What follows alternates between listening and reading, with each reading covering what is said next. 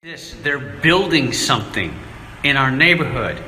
They have all these girders and things they're building. Are they going to try to lock us in? Are they going to build a wall that we can't get out? This is fucked up. Would they really do that? Would they really, like, build a wall around, like, buildings and stuff so, like, their own people couldn't even go outside, like, to... What, like to get something to eat or throw the garbage out? Would they? Nah, I don't. Would they? Oh my God, look at this. They're building walls to keep us in, to lock us in like a prison. We are officially in prison now. They're building walls around the buildings. Oh my God, I guess they would. This is the view of the front of my building. We've got guys in full hazmat suits walking around delivering food and packages and things like that. As you can see, there's a wall. Here, I'll try to show you. There's a wall going up to the steps of my building.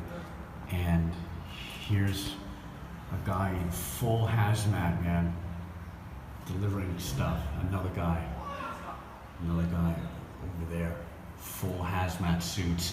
There's a wall dividing to keep people in, not to keep people out, keep people in, right? Right, and those tents over there, you see those tents over there, those are the testing where they test you. There's another guy, look at over there, walk around, full hazmat suits, man. These guys are sealed up, right? And you're not allowed to, see if I can, not allowed to leave or go anywhere. I can't even take the garbage out, right? They're gonna probably come up here for inspection. They're walking all over the place. I'll go up my stairs now. I'm gonna go into my apartment. Close the door behind me. Go into my apartment and look, we got out the back here. The wall goes around the entire place. This is my porch. Look at this. There's the fucking wall, dude. They put this up last night while I was sleeping. A wall around, and this one over here, this wall over here's got barbed wire on the top of it. See? And you can see the wall, it goes all the way down the entire length. The entire building is surrounded by a wall. This is Bayhorn Road. It's a major road. The traffic is like 20% of what it usually is. So this wall is to keep people in. Not to keep people out, keep people in. So I am in my apartment now and I can't leave. At least I have a palace though. Check this out, I came out here later on and I noticed something about these cameras. Look, they're not hooked up on anything. This is just power. All these, it's just power. Look, they're not hooked up to anything. 3 cameras. Look, no hookup. They're dummy cameras just made to scare you. And then they put alarms on the doors. I moved mine far away so the alarm doesn't go off when I open the door. Isn't that funny? So they put these cameras outside and alarm, but the cameras are not active. They're just dummy cameras just to make you think. Look, you have to put the garbage outside. You're not allowed to go outside and take the garbage out. Pretty funny, right? So that's what they do. They that's what they're doing here anyway. They put dummy cameras outside. They're not hooked up to anything. They're not wireless. There's nobody in a control room like looking at a bunch of TV monitors and actually see what those cameras are looking at. They're real cameras, they're there, they have power on, but you saw how rigged it was. They're not hooked up to any monitor. They don't have the infrastructure here to do that. But most people don't know that. So they walk out and they think, oh my God, the people are watching me. And of course, I was thinking that too at first. I'm like, but then I thought about, how are they really gonna do that? And then I went out and checked it out. Like, they're just dummy cameras. So this is what they do: scare tactics. They use the psychological scare tactic to bully you into submission. And so that's what we're seeing outside in the door here. I just noticed they're not even real cameras. And when the alarm goes off on my door, nobody hears it except who's nearby, and nobody really cares because everybody else living in the building is going through the same thing and probably just as irritated as I am about it. So, big deal. Bully tactics is what it is. From the government just came by and dropped off all this food. Look at this. All these tomatoes, cabbage, green peppers, some root vegetable. I don't know what it is. String beans, my favorite. Some kind of soy sauce, I guess. A bag of potatoes, broccoli, and some kind of green stalks or something. Wow, look at this. That's a pretty good amount of food. Thank God a lot of it doesn't need refrigeration because we already have a lot of food. I didn't need anything. Okay, I have some really, really, really horrible news. My wife just called me a little while ago and told me that they were taking me to a quarantine hospital. Now, I've tested negative, and I currently have a negative test for COVID. I've never had it. I've always been negative, okay? But since they've got walls around our buildings, video cameras, alarms, all kinds of spy equipment everywhere, guys walking around in hazmat suits, taking tests every day and taking our garbage out and delivering food and all that stuff. Apparently there have been some positive cases in this building, and that's why they're doing all that. And supposedly Amelie said that some people on the first floor, I'm on the second floor, had tested positive, and so they want to move like the whole building or a couple floors of this building to a quarantine hospital. I'm like, I asked her, why the hell do I have to go? I'm locked in my apartment by myself, right? I'm here alone by myself. I'm tested negative, right? I can't leave. I can't go outside. There is no reason in hell why I would need to go somewhere else. What, is the virus just gonna fly through the fucking window and infect me? This is nonsense. But she said, you know, she's all calm now, dear. You can't argue with the government. Well, she's right. I mean, if I argue with the government, they're not gonna be nice about it. This is communist China, for heaven's sakes, right? So I asked her when they're coming. She said soon. I don't know. It's like 2:30 in the afternoon on, what's this, Tuesday? So I guess it's probably 2:30 in the morning Monday night for you guys. By the time I finish making this movie and get this video out to you, it'll be a day or two, a couple days later, who knows. But that's what's happening. They're gonna haul my ass away to some quarantine place, and I have to stay there for at least 2 weeks, unless I can convince them that this is just ridiculous because I'm sitting here in my house all alone by myself. But these people, it doesn't work that way when you're dealing with this type of thing. So this is where I am, in the middle of an outbreak in communist China, and they're hauling my ass to a, who knows what's going to be there. I mean, they just said a hotel. That could mean anything. Who knows? I might have to go to some fucking rehab. I hope they don't, try to force me to take the shot, because they're gonna have a problem. Because I will go to prison for that. I'm not gonna take it. So, they can deport my ass. I'm ready to get the hell out of here anyway. Though that is impossible. Anyway, I will add to this later and let you know what happens. So I'm just waiting, and I'm waiting for them to come and haul my ass away. Okay? Bye-bye. Let's get another look. Here we are, day 3. Okay. Here you go. There's a hazmat guy. They're setting up, you can see under the tent, they're setting up the testing facilities to test everybody. Right? And we can't go anywhere. I think, you know what? They're getting ready to move everybody out to the quarantine hotel. That's what they're doing. Everybody's gonna go through here and they're gonna have to test everybody. And my wife told me that they're gonna take everybody in my building, which is probably like 1,000 people.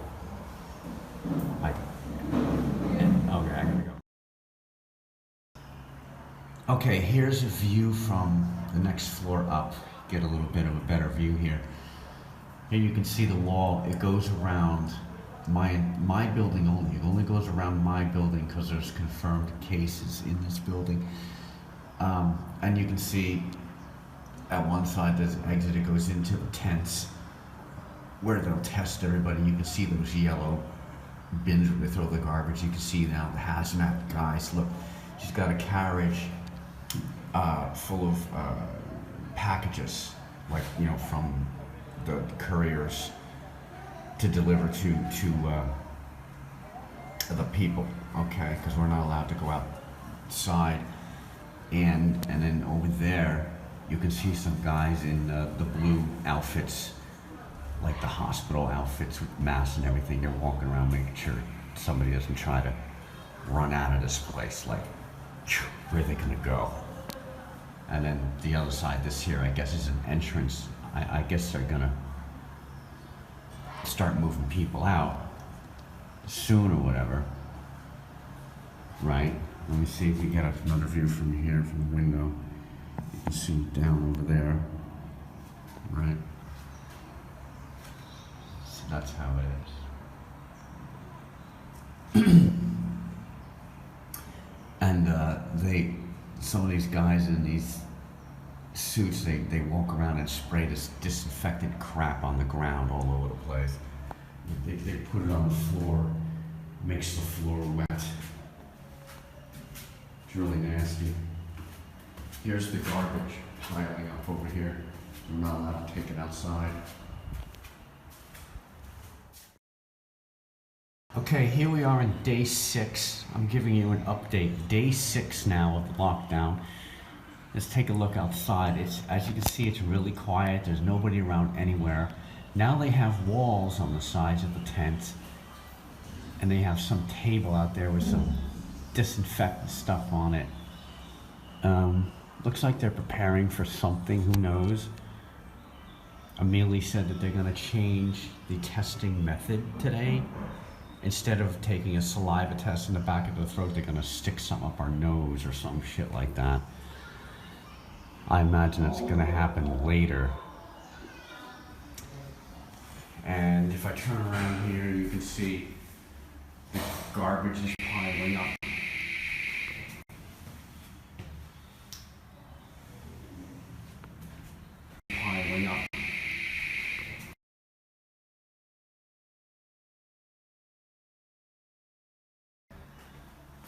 This isn't food garbage, this is just cardboard, so it's piling up because we can't even take the garbage out. Here's the hallway where I am. You can see they got signs all over the doors. Stop, dangerous area. Here's the video cameras that are still, look, they're still not hooked up to anything. They're just dumped. Look at how they're rigged for power. That wires hanging all over the place. It's all just scare tactics. Here we go to the other side. Here's the wires. Look at all the wires hanging. Just to power the video cameras. Look at that. They piggyback it off the sign. And not one of these cameras, look, is hooked up. There's a real one. Probably not on though. All the doors have alarms on them. So if you open the door, it goes beep, beep, beep, beep. Makes a huge loud noise, right? They spray this disinfectant crap all over the floor. It makes the floor wet, smell nasty.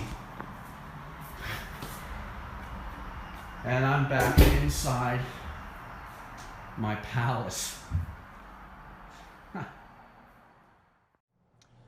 Well, that was my short movie about what's been going on here for the last 6 days or a week, almost a week, 6 days. Yeah, it's pretty scary. It's pretty scary, and you see like this stuff in movies, and you hear about this stuff happening in places outside of America, of course, and you wouldn't think, I wouldn't think, well, maybe I would, but yeah, I wouldn't think that, yeah, I would be caught up in that. And here I am right in the middle of it.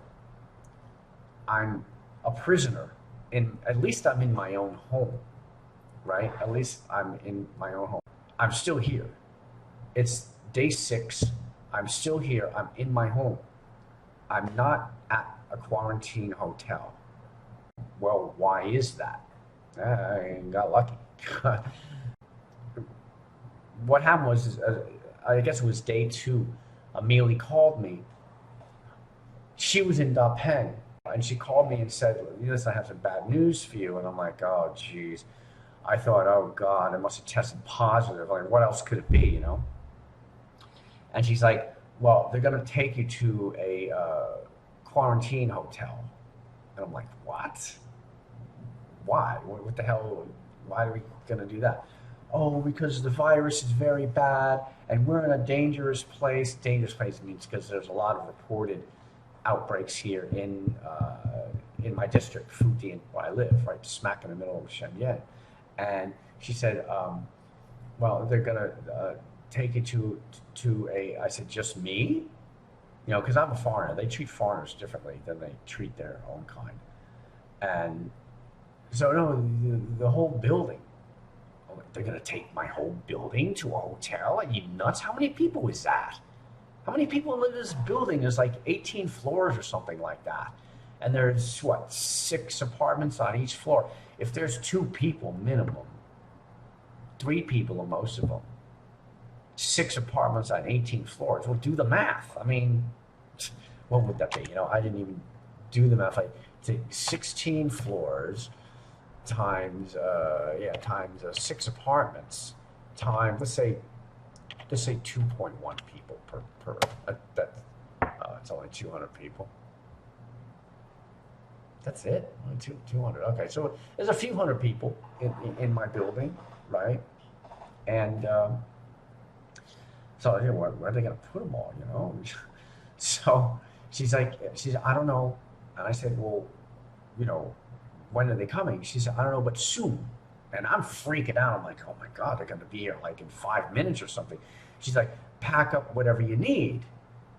And of course, I'm going to need my laptop. I'm going to need, because I have to work, I'm going to need the laptop. I'm going to need things.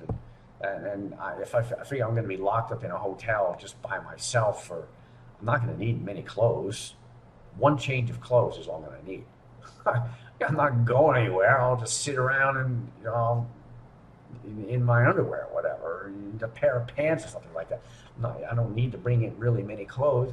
So I get some things ready. And then I'm like, wow.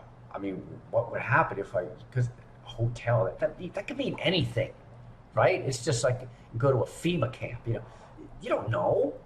You don't know where you're going to, nobody here knows anything. I'm going to get to that later about how things work around here and how nobody knows anything. And how when people tell you something, it means nothing. Right.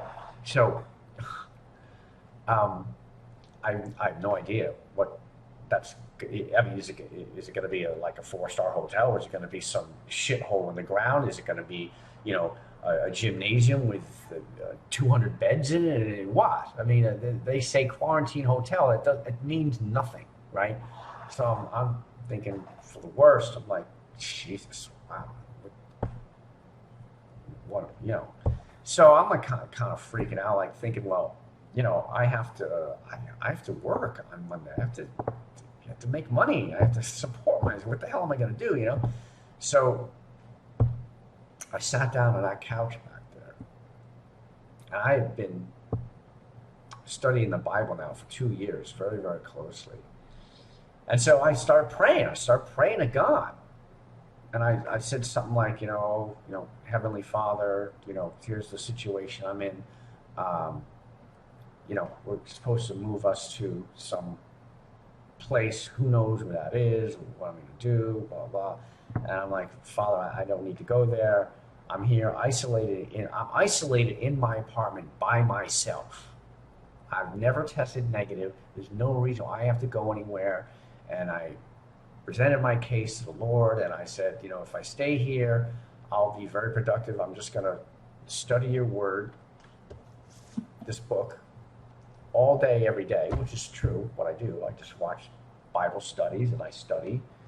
I'm working on the book of Acts now, and I said, I could be much more productive here than I would. And I said, please, Father, put the idea in their mind, do whatever you have to make sure that I don't have to leave. I prayed on this for like 15 minutes, something like that. Whatever. Then I calmed down. I had to sit and calm down a bit. Still a little while. Still my heart's beating a little bit. And then, I'm messaging Amelia, because we communicate through messaging services on the iPhone. And I said, it got late into the night now. She said, where are you? I said, I'm still at the hotel. It was like 11 o'clock or something. She said, okay, I'm in my hotel now. I'm like, oh, so she got moved. And I said, no, I'm still here. And she said, I heard that there's no room in any of the hotels. Well, first I asked her, where were you? And she said the Vienna Hotel, which is not a shabby place. It's a 3-star hotel. It's pretty nice. Right? No one's going to complain about staying in the Vienna Hotel in Shenzhen. It's 3-star, big king-size bed, soft and fluffy, big pillows, nice shower, decent internet, room service. No one's going to complain about that. You just can't leave the room. That's all. Right? So she says, all the hotels are full. They might not take you anywhere because you can't. If you're still in a room now at 11 o'clock at night, I'm thinking, well, maybe they'll take us tomorrow.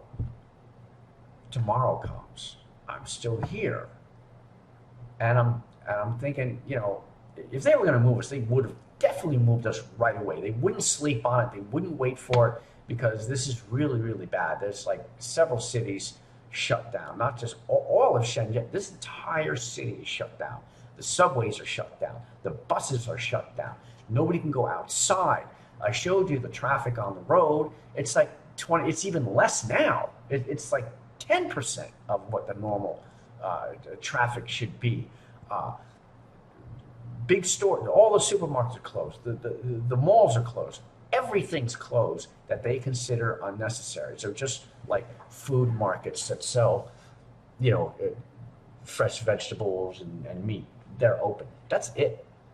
Everything's closed. So businesses are closed. People are losing money like crazy because their businesses aren't open. All deliveries have stopped. The whole entire city is shut down. There are other, the Jilin up in North China, same thing. Shanghai is semi-shut down, I think. So quite a few cities. Guangzhou is shut down just like Shenzhen.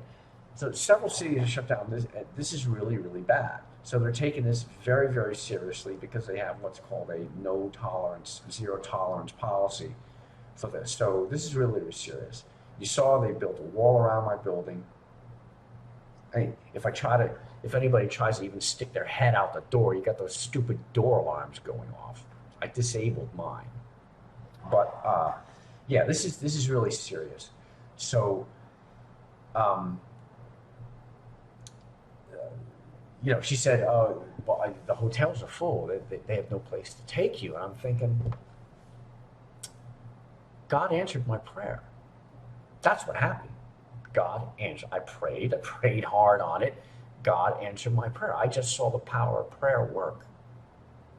Hotel, we can't go. So that's it. I'm still here. And then just like yesterday, day 5. Yesterday was day 5. she tells, they put these signs on our door. And I took a picture of it and I sent it to her. I said, what does this say? It says, she said, it says, you're not going to be taken to the quarantine hotel. You have to quarantine at home. I'm like, ding! I like praised you. I'm like, thank you, Jesus, thank you. And you answered my prayer. What else could it be? I prayed for it. God says if you pray for something and you believe it, you actually believe it, he will grant it, because you should believe in it. God will answer our prayers if it's something within reason. Obviously, if you're going to pray for a suitcase of $10 million to fall out of the sky, he's not going to do that. But this is serious. He answered my prayer. So here I am. Power of prayer is powerful. This book is powerful. God is real. And Jesus answered my prayer. Here I am. I'm not going. I'm going to be here. I'm safe inside my little palace here. I got tons of things to entertain me, tons of things to do. I'm not going to get bored. And I have plenty of food. And I'm fasting anyway. So I haven't eaten a meal in like 3 days. I'm just drinking mom's tea and a little bit of fruit here. So I'm fine. No problems here. So I'm safe for now. Remember, price is subject to change without notice. So, I'm still here, and who knows how long I'm going to be here, because it could be, they say a week or 2 weeks, doesn't mean anything. Whenever Chinese say something, it means nothing. Things are never what they seem to be. They're always changing. So who knows? I might be holed up here for a month. So, but I do online classes, and so that's how I'm living here. So, just to fill you in on how life is here and was here, what was before the virus. Okay, so since 2 years ago, if we want to travel anywhere, and this hasn't hit America yet, but you will see it. You will see it. This is China is the model for the New World Order. Where China leads, the rest of the world will follow. It's all they test everything here and then they move it out to everywhere else. But okay, so this is how it works. I have to get our phones track everything we do. Everything, where we go, our location. Doesn't matter if you have it on airplane mode or not. Still, it doesn't matter. Okay, we're tracked. If you have a smartphone, which really should be a dumb phone, your whereabouts and where you go, what you do, is constantly monitored. Because of that, they're able to engage an app on the phone that we must use if we want to go to certain places. Like, for instance, if I want to get on the subway, or I want to get into the shopping mall, or if I want to get to a government building, say to renew my visa or something like that, or your driver's license, or anything, or I want to go into any place where there's crowds of people, like a big shopping center or a shopping mall, Walmart, to get on the bus, to get on the subway, I have to show them this. All right, this is an app on the phone, and it shows my status. It tracks everywhere I go, and it also tracks.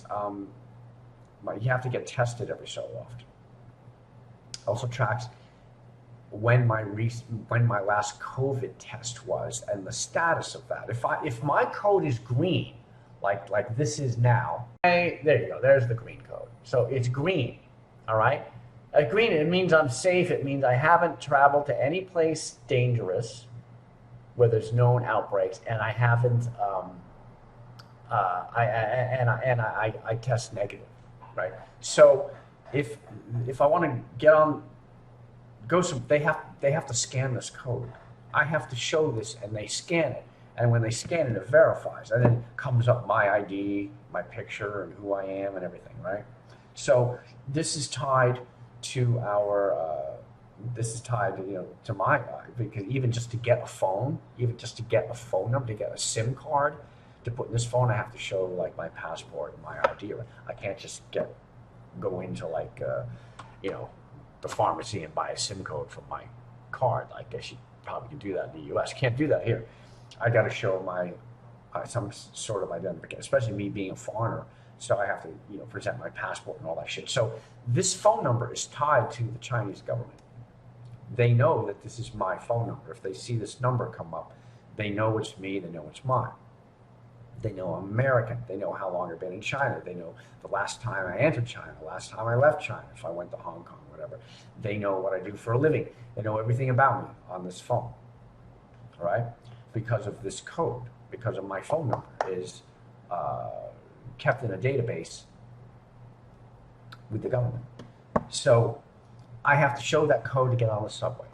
And as long as it's green, I'm okay. Now, if I go on a bike ride and I'm dumb enough to take my phone with me, which a lot of times I do because you never know, you might have to contact somebody, or I might have to send a message to my wife. She wants to know when I'm going to be home for dinner, or sometimes you just want to take pictures or something, right? So if I go on a bike ride and I take my phone with me, it's going to track everywhere I go. So if I go on a long bike ride and I travel, say, to another district, which isn't very far, I only got to go a few miles to do that, right? And say I went someplace where I'm technically really not supposed to go, and I'm the kind of person who explores things on my bike. Oh, wow, that looks like a cool dark alley. Well, let's go see what's down there, I'll do that, But I have routes that I go on. But anyway, I could wander off into some place that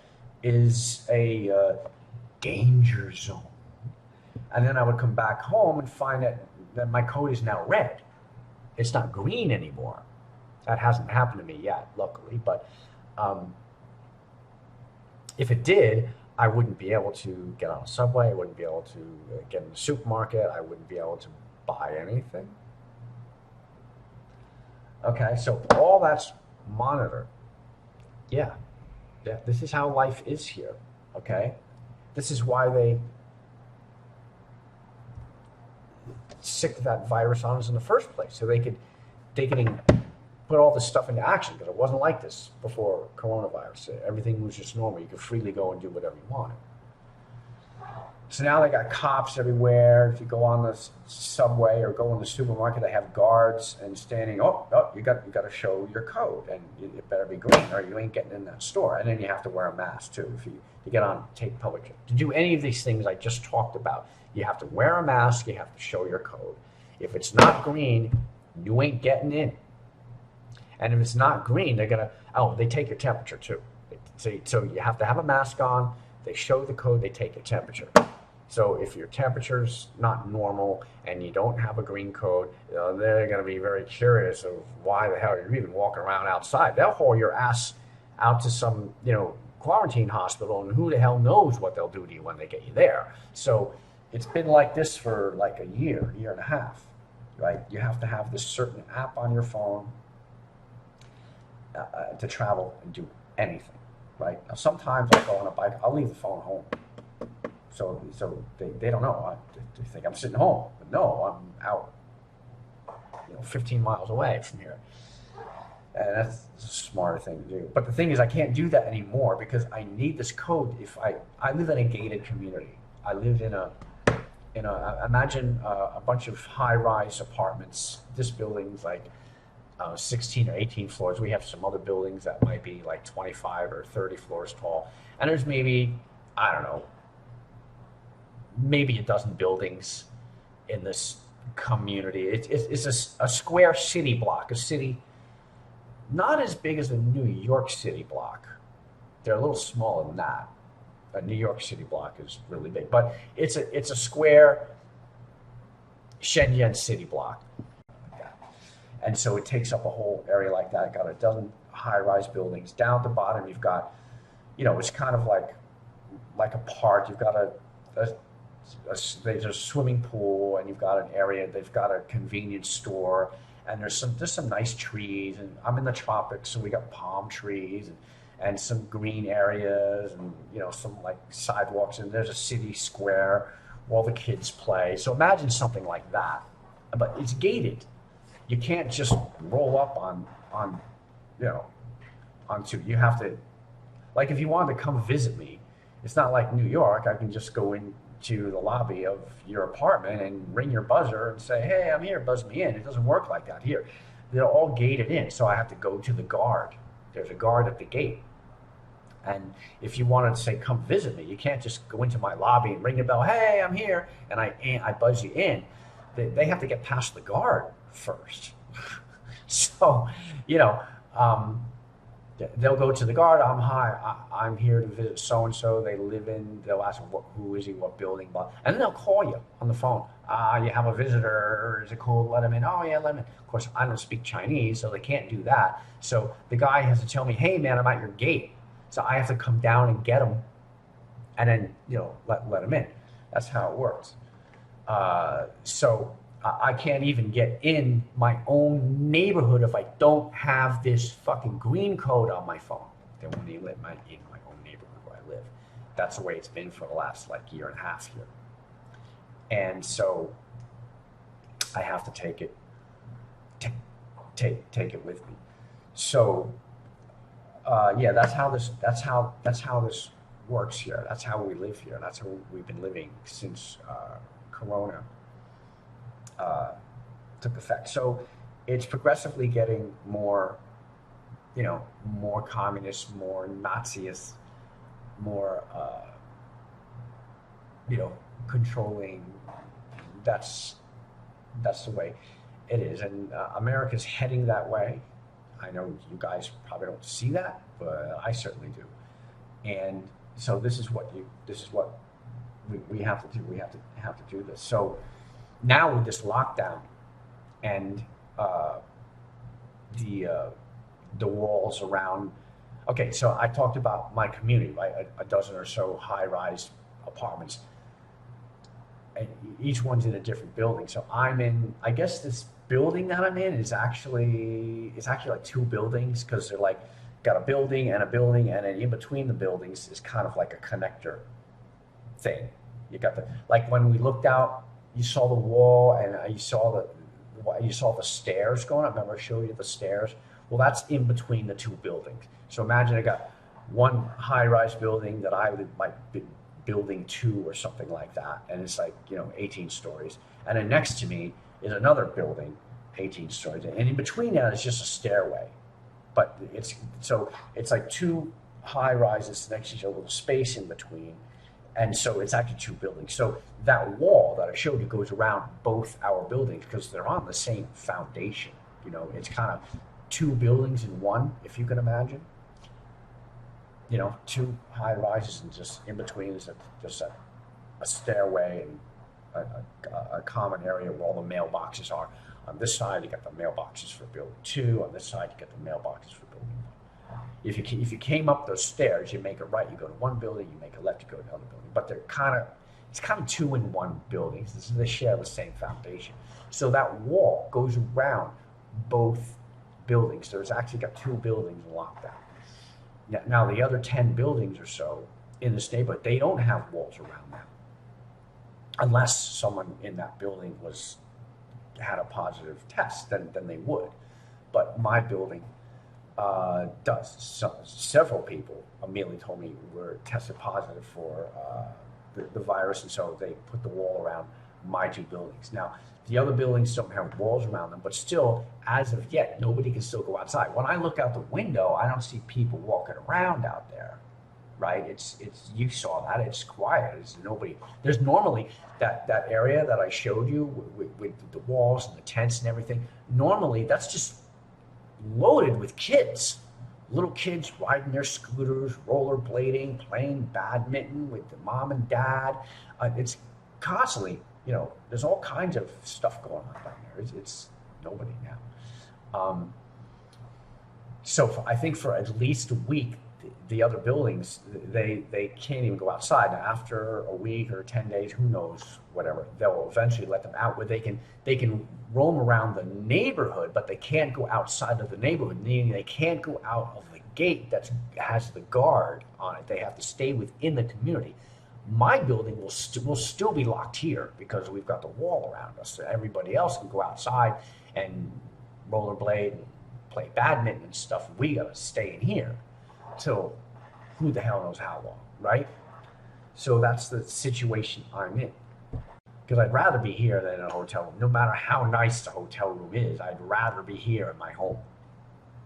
I'm being a lot more comfortable here with all my toys than I would be in any other. It doesn't matter how nice it is. You're not allowed to leave the room. You could be in this posh hotel with a sauna and a gym and the couple really great restaurants. It doesn't matter if you can't leave your room, right? Because they can't leave their room. So they can't enjoy any of that stuff anyway. So, okay, so every day they come to take my test.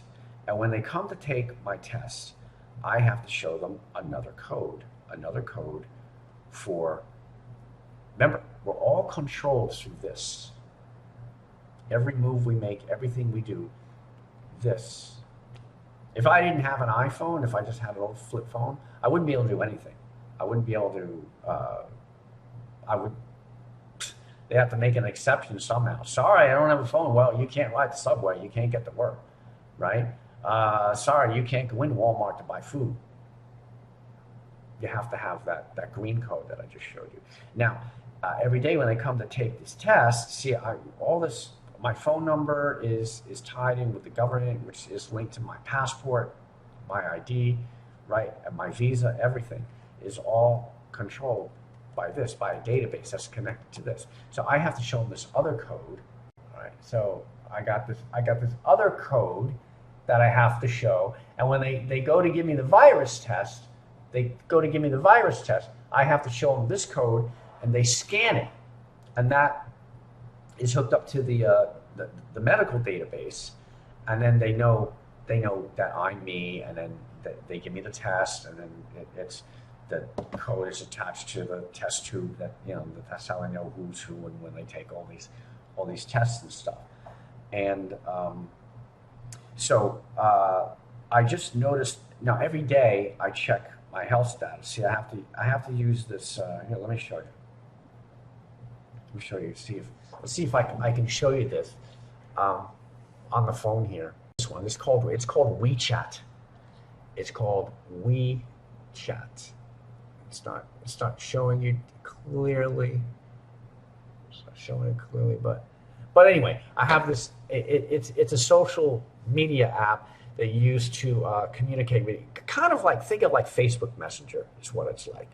Where I can chat with my friends. You can send pictures back and forth, short 15-second videos. Oh yeah, I'm at the barbecue now. Here I am. I'm lost. Tell me, where am I? And so here's all my contacts and everything. And of course, all this is tracked and traced and sent to the government. They know who all my contacts are and who they are and what kind of food they eat and blah, blah, blah, where everybody works and how much money you make and where you live and da, da, da, da, da. Okay, we're all tracked like cattle. I have to go into here, and there's something called mini programs. If you look down, you probably can't read it. I know it kind of sucks. I have to go into this mini program, and I have to click on this other app here, this top one right here. And this is going to bring up another program, and this is going to show what's called my health code. Anyway, on here is my health code, and this will show my green code if it's green. Today, it's not green. My code is not green today. It's pink. That's not good. So I took a picture of it. I sent it to Amelia. I said, what does this mean? And she says, oh, that means that you may have, because they don't know. This is what I'm talking to you about before when I mentioned the bully tactics. When I showed you the fake video, well, they're not fake video cameras. They're real video cameras. They're just not hooked up to anything. Not only are they not even hooked up to anything, but I looked at like where they're aimed. They're not even aimed at the door. One of them's aimed at the door, another one's aimed at the wall, another one's aimed at it's. So this is what I mean about the bully tactics, the scare tactics, to make you afraid, to scare you into submission, right? So, yeah, so it says if it's pink, she said, oh, that means that you probably have come into contact with somebody that might have the virus. I'm like, what do you mean? They don't know? Why are they worried about if I might have come into contact with somebody that might have the virus? This is the control.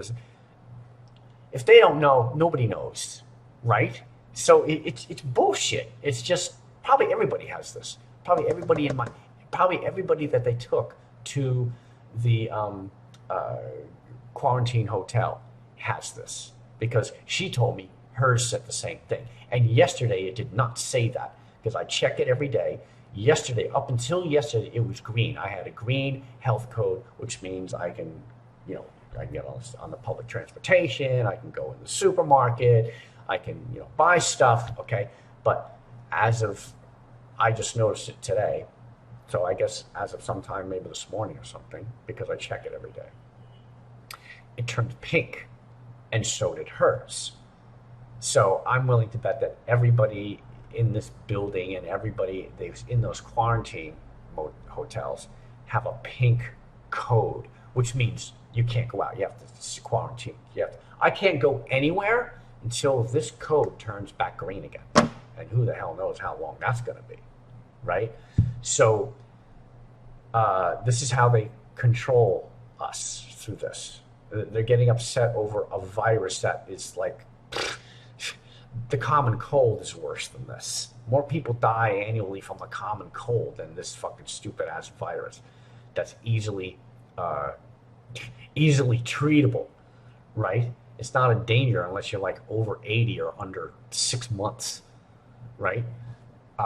Despite what you have heard from the mainstream media that you listen to, all right? It's all bullshit. Okay, so this is how they control you with this stuff. In other words, they don't know if I have been in contact with somebody who does have the virus. They say, I probably have been in contact with somebody who might have the virus. And in America, this wouldn't fly so easy. I mean, liberals are dumb enough to buy into it. The left, the libtards. And here in China, they are, because that's what they are. They're people here, when it comes to politics and world events, they're really ignorant. They're just they believe anything the government tells them, whatever. China's a place where, I'll get to that later. Okay, that's another subject. I'll get to that later. But, so through this, they can control me. I can't go to work with a pink code. I can't leave the house with a pink code. I have to wait for it to turn green. Who the hell knows how long that's going to be? So I was thinking about this before when when all this shit hit the fan. I've had a few days to think about this. And, and there's another American guy that works at my school, and he's locked in the school. He lives on the school campus. He has a room in the school. And he lives there full time. He has an apartment like I have. I mean, I don't know if it's like this. He's a single guy. He doesn't have anything near as big as this, I'm sure. But the thing is, he has his own apartment in Futian. Not too far where I live, a few subway stops away, maybe 5 miles from me. Okay, so he stays in the dorm, and he's locked in the school now. Before he could leave, and he can go out, and he can travel back and forth to. He stays there during the week, Monday to Friday. He stays there. Why? I don't know why he would want to do that, but he does. And on the weekends, he goes back to his apartment. And he has a girlfriend that lives in another. They live kind of far away, but she comes to visit him. Sometimes he goes to visit her. I don't know why he chooses to live like that. I wouldn't do that, but that's his business. there's a lot of people that, a lot of the Chinese teachers, their hometowns are hours away. A lot of teachers that live in the dorms, they get free meals, free room and board, so that they can really save a lot of money because they have no rent, they have no food expenses, no electricity bills, no water bills, nothing. School provides everything for them, which is nice. If you want to save money and you want to live in that environment, hey, well, power to you. So they're locked in the school. They can't go anywhere. And I almost got locked in there. Because I went there like last week or the week before because I heard the schools are supposed to open on March 7th. I was supposed to go back on March 7th. I think I went there like March 5th, I think, because I was gonna update my computer, get my room, check on my room and stuff. And then I was told that, hey, if you stay in the school, you're not allowed to leave. I'm like, but I'm in the school.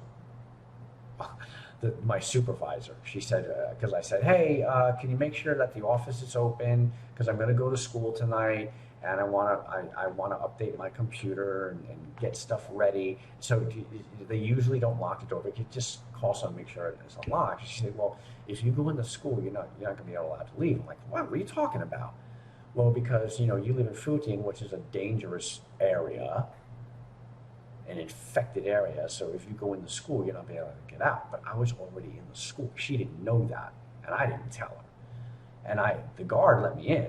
The guard was just really nice. The guards are really nice to me because they love my bike. They think that's really cool. I didn't take my bike there that day. I walked, but I took the subway. But she said, this is right before the lockdown. Right? She said, yeah, if you go in the school, you have to stay there for a long, long time. And I'm like, well, that sucks. I'm not going to want to stay in the school. But I was already in the school. I was in my office updating my computer. And I'm like, I'm going to get out of here. I could get out of here before I get stuck in here. So I did. I walked out. The gate was open. When I go out by the guard, the gate was open. So the guard didn't hear me walk out. And then he saw me on the camera. And then he saw me. I was already out of the gate. And then I needed some books. I need some books for the next semester, and outside the gate, there's a place where they put stuff and stuff. The teachers had left the books for me. And so I guess the guard didn't know. I guess he didn't know that because it was a different guard this time. The one older guard had let me in, and he was really nice to me. I come out, a different guard there, a younger guy. And so I guess he didn't know that. So I was just looking for the books, and I saw the books. I looked at him, oh, yeah, books. Oh, fine. And I bolted out of there because I didn't want to say, hey, weren't you just in the school building? You're not allowed to leave. I just got out of there real fast. Man, if I, who knows? I very well could have gotten stuck in there and may have been stuck in there. But we have to have a smartphone. We're tracked. Everything we do, we're tracked. Everything we say, everything when we go to the store and buy things, everything we buy, everything is tracked. And if, for instance, my wife's out in Da Peng, right? And we're supposed to take a test like 2 weeks ago. You had to take a test like every 2 days, right? And so she didn't take the test for a couple of days because she was out in Da Peng, and they're kind of a little more relaxed out there. And she didn't take the test for like 2 days. All of a sudden her phone rings. Hello, and it's a government official calling her on the phone because they monitor this shit, man. They monitor. They can access your codes and see. They can see where you went, what you've done, who you talked to, because everybody's got a phone. If my phone and your phone are next to each other in the same proximity, they see that, right? And so they called her up and say, well, yeah, we see you haven't taken the virus test today. You need to go take it. And also, we see that your husband, who is it? Mr. Vance Van, he hasn't taken the test either. So he needs to take a test. And so if you say, fuck you, whatever, just don't bother me. They'll come knocking on your fucking door and they'll force you to take a test. And so she calls me up and she sent me a message, say, well, I just got a call from the government saying I had to take the test. I'm out here in Da Peng. And they know that you didn't take it either. And they said, you have to take a test like today, like right now, it's like 9 o'clock at night or 8 o'clock at night, whatever. And the testing facilities close at like between 9 and 10 p.m. So you have to go on right now and take the test. So they keep tabs on us. It's been this way since Corona hit. Everything we do is tracked and what we do. So, yeah. So then the next thing is time to get the fuck out of here. I've had enough of China. Right? I've been here for 15 years. I think it's time to get out of here. But I've explained to you how life is here in China and how we have to have certain apps installed on our smartphone to be able to freely move around. It's like a digital version of papers, please. Show us your papers, right? In Nazi Germany in the 1930s. That's exactly what it is. It's a digital version of that. And so the powers that be, they know everywhere you go. They know who your friends are, when you hang out with your friends, where you eat, where you shop, what you buy, because nobody uses cash anymore, right? You go to the store and you scan the code, and all that is tied in with your phone number, your SIM card, which is tied into my passport, which is tied into me. So if you go buy whatever it is that you buy, it's all tracked. So they pretty much know, they know how much toilet paper we use every month, because when you ring up the stuff at the store, everything's digital. It's all tracked. It's very easy to do that in digital. So when I go to the cashier and she scans I buy a big 12 roll pack of Charmin toilet paper, whatever. You go to Costco and you do that, and they scan it. And then, some of you might have a VIP card. Oh, yeah, I'm a VIP. I'm a very important person. Wow, yeah, I got a ShopRite VIP card. Wow. So, oh, yeah, or if you, sure, scan your card. Now, if you go to Costco, you have to be a member. You can't just walk into Costco and shop there. You have to have a membership card. So they scan that, and then that's tied to your name and your address and your phone number and your driver's license and everything else, right?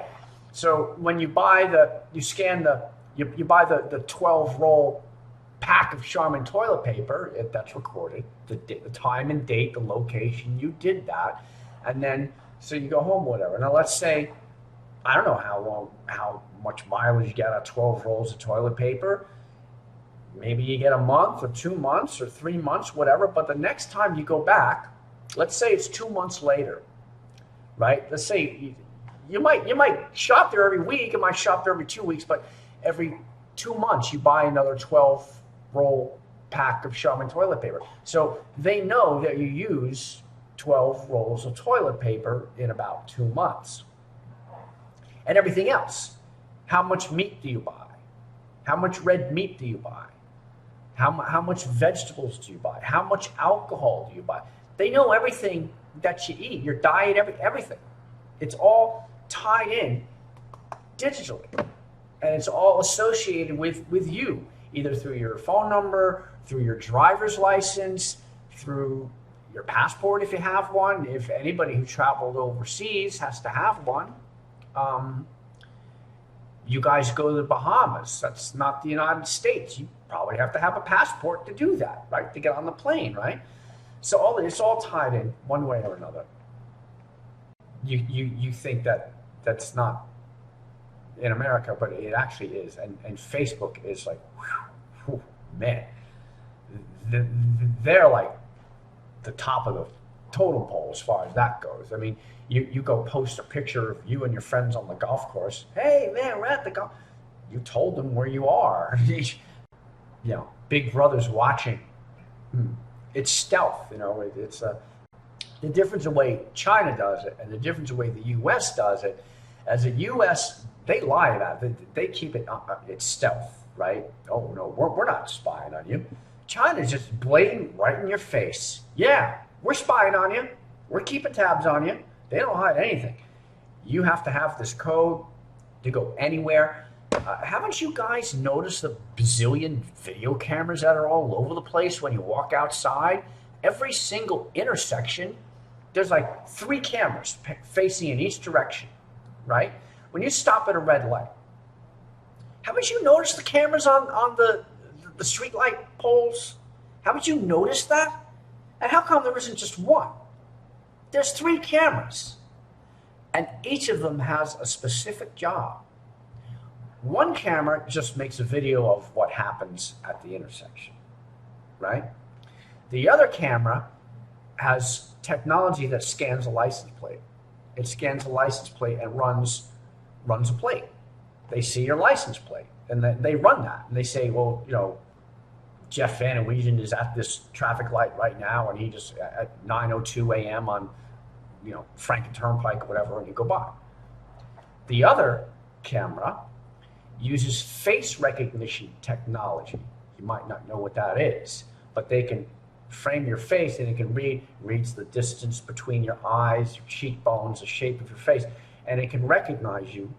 And they're starting to get very, very accurate right now, that they can actually identify you with almost 100% positivity. It's very, very, it's gotten a lot better in the last 10 years. But how would they have my picture? Well, you have a driver's license. When you go to get a driver's license, they take your picture. What do you think they do with that picture? You think they just print it out and put it on your license and they delete it off the database? No, they don't delete anything. They have every single picture you've ever taken from the very first picture license you ever had, which is probably in the early 1980s, right? I didn't get my first picture license until 1988, but they were doing it in like 1982, 1983, 4, somewhere around there, when the picture licenses first came out. And back then you had a choice whether you wanted a picture license or you just wanted the standard old driver's license without the picture, the paper one. Now, of course, I couldn't wait to get a picture license because I thought that was cool, you know, and it's laminated and it has the laser, what do you call that? I don't remember. Etch on it, you know, it looks really cool. But yeah, they have that in their database. They have every 4 years you go to get a new driver's license, you get a new picture. Now, if you lost your license, maybe you went in the ocean and you had your wallet in your bathing suit and you lost your wallet, and then you have to go get your license replaced like 2 years later, well, they have that picture too. So every 4 years, you go get another picture on your driver's license. They don't delete that. It's still in the motor vehicle database. And all big tech now, they share all their information with each other. So Google and Apple and DMV and the FBI, they all share they all have it. If it's on a database, the FBI has access to it. Okay? So they have your picture.